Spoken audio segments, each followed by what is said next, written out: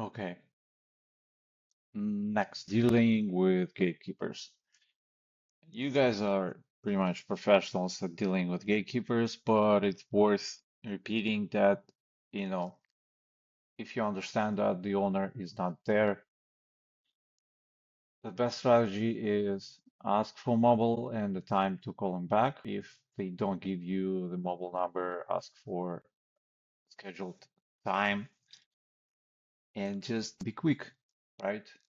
If it's a manager, if gatekeeper is actually, a manager on call, now they may know if the company, even wants to grow or not. Like if there's definitely no room for them to grow, or they're dealing with other contractors, or they have large, I don't know, government contracts and they're not looking to grow. That's it, it's a dead prospect at this point. Don't waste your time.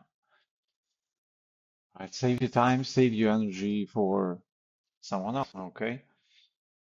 Mm, what else? Next, information about using a proper opener, right? If just looking at the data, if the prompt isn't able to analyze a proper script, which happened in like half of the cases, that's your chance of success for whatever reason. But if one of these was detected, it resulted in a lot of success. So basically, what it says is basically most schedules or transfers used proper opening. When opening wasn't detected, or for some reason it went off the rails, it resulted in 5% success rate and and 3 average score. Okay. What's interesting is that one spot in the city, when it was detected, resulted in a lot of success. I'll need to make a note for myself to get the data on it and to look at those calls more thoroughly, and probably give you guys to listen to those specific calls so that we can all learn from them. I think this data is very interesting.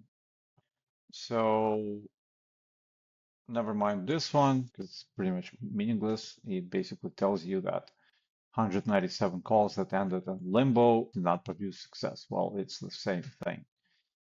Now, when it was detected, the conversation went sideways and didn't go according to script.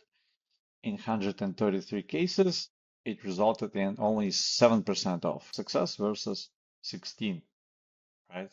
Which means most of the free-talking conversations did not result in either success or scheduling the call, right? Nah, this is annoying. Okay, now, uh, again, attracting attention to company name before asking the capacity question. Almost same story, right? When you say it's a WizDeck business development company, blah, blah, blah, blah, nobody cares, really. In this market, especially in small business home services niche, which is not like financial B2B high level enterprise, company name just distracts people. Like, think about it. When you're telling them you're calling from such and such company, what it does in their brain, they start to think. They're like, do I know this company? Have I heard this name before? What does it mean? Are they trying to sell me something? There are too many questions that we don't want them to be asking themselves. We want them to focus on one thing and one thing only, which is either the pain of not having enough jobs, or greed, or desire to make more money tomorrow, right? That's what we want them to focus on. One idea at a time, one thought at a time, and one emotion at a time. When you start throwing irrelevant data at them, you're creating more resistance.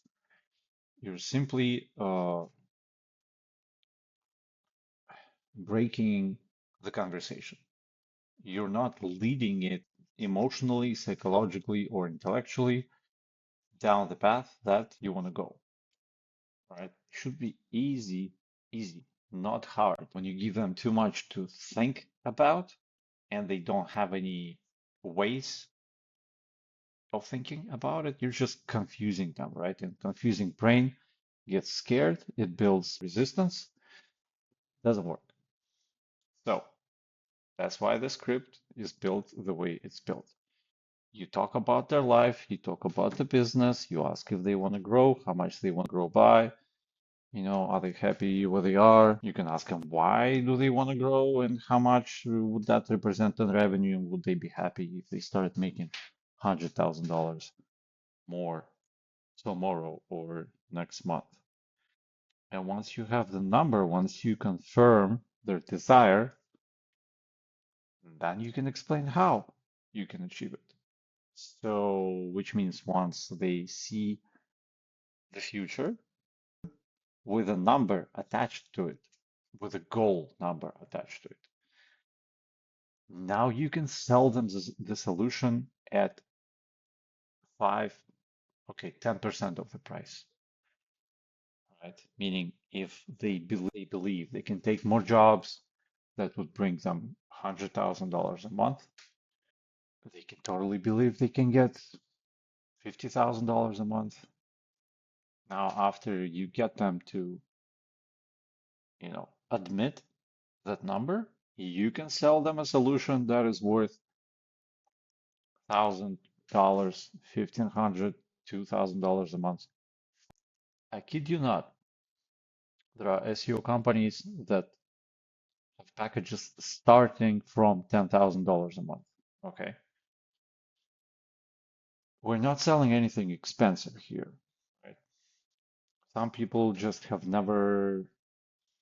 you know, have never experienced dealing with a good SEO company, because they're dealing with too many freelancers or amateurs or agencies that overcharge and under deliver, right?